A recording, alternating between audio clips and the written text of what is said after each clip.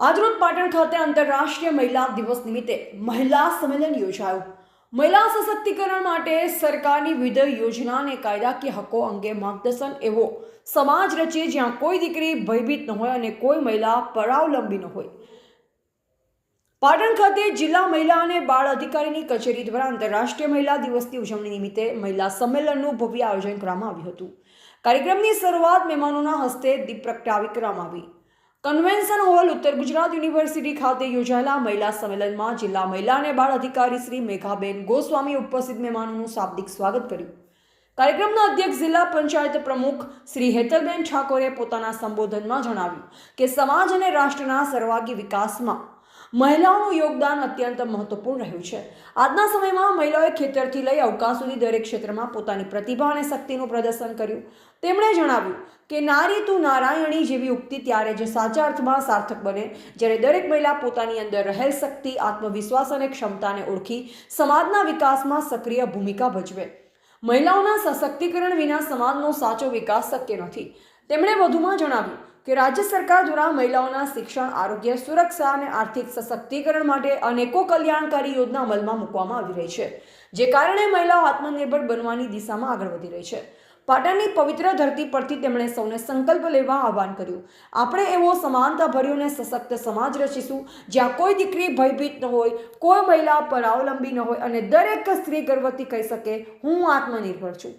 કાર્યક્રમ દરમિયાન મહિલાઓને બાલિકા પંચાયત અંગે માહિતગાર કરવા માંડોત્રી બાલિકા પંચાયતની ઉપપ્રમુખ મેશ્વાબેન દ્વારા માર્ગદર્શન આપવામાં આવ્યું। તેમણે બાલિકા પંચાયત અંતર્ગત કરવાની કામગીરી અંગે પોતાના વિચારો વ્યક્ત કર્યા, જ્યારે ડોક્ટર અવનીબેન આલ દ્વારા મહિલાઓના કાયદાકીય હકો અંગે વિગતવાર માહિતી આપવામાં આવી।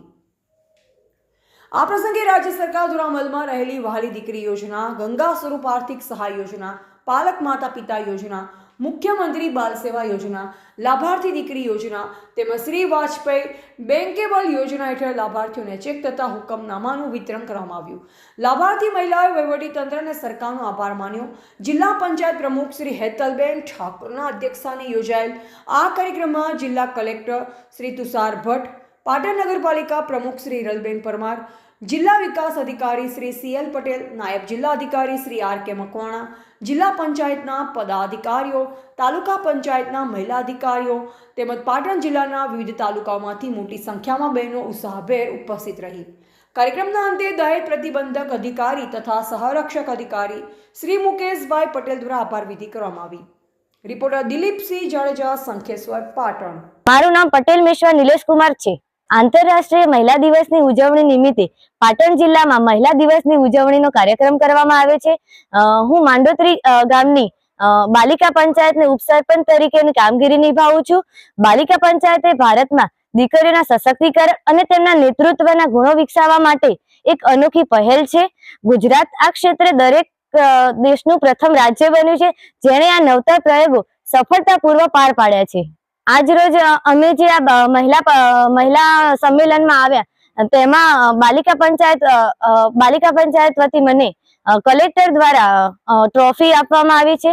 હું બાલિકા પંચાયત દ્વારા ગામમાં વિધવા બહેનોને વિધવા સહાયના ફોર્મ ભરાવવામાં મદદ કરીશ, તેમજ વાલી દીકરી યોજના અંતર્ગત દરેક દીકરીને યોજનાના ફોર્મ ભરાવીશું, તેમજ સરકારશ્રીની દરેક યોજનાના લાભ દરેક લાભાર્થીઓ સુધી પહોંચે તે માટે કાર્યરત રહીશું।